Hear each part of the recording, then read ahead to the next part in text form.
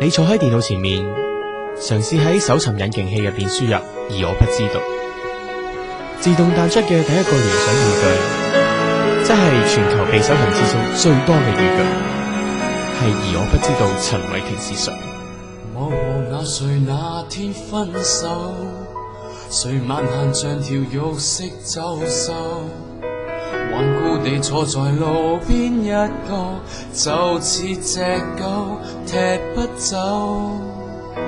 但是就扮在新聞熱鬧，他教的是你也必須接受。就算高過你，自覺是藉口，我會偏偏知道那個歌手。自踏入吹水區，就在問那誰，誰曾無女不追，他早已廢退。一早看着那美好失去，怎麼也不信會跟他變作做一對。未答未認真需自覺變那誰，仍狂迷繼續在搜索伴侶，總想找別個，偏偏卻沒有過心裏。點樣先可以將一個人忘記得一乾二淨？我可以好肯定咁話俾你知，有方法。你話對嘢會隨時間丟淡，我明啊。問題係我真係唔知佢係邊個啊！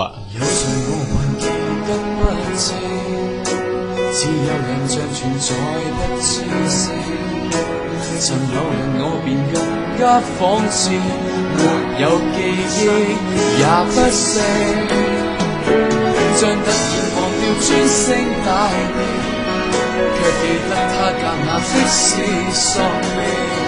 自問觸歷過流臭忘太我，總也想不到那某某的轉世。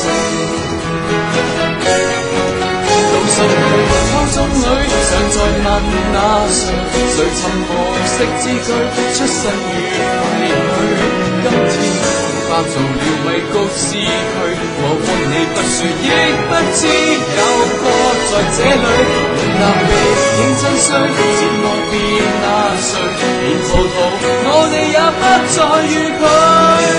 聲音飛在過的士，唱着也要迷醉。曾熱信也試着留意佢，不記得那個的小天邊太恐懼，說天猜不到，怎也想不到某君的情對。其實呢，陳偉霆好犀利。點解高登仔揾咁耐都冇答案？因為十居其九都真係唔識佢。立立唔同啊，立立佢唔再生噶啦，佢已經離開咗我哋噶啦。我哋真係好掛住佢。他怎相為你，可否就當做路痴？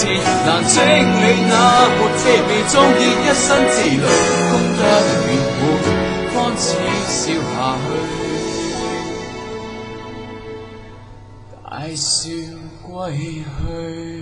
啊，唔記得咗講，你原本想喺搜尋引擎器入邊輸入，而我不知道。但係當你輸入到倉頡碼1月中 space 嘅時候，搜尋器已經會彈出全句，而我不知道陳偉霆是誰。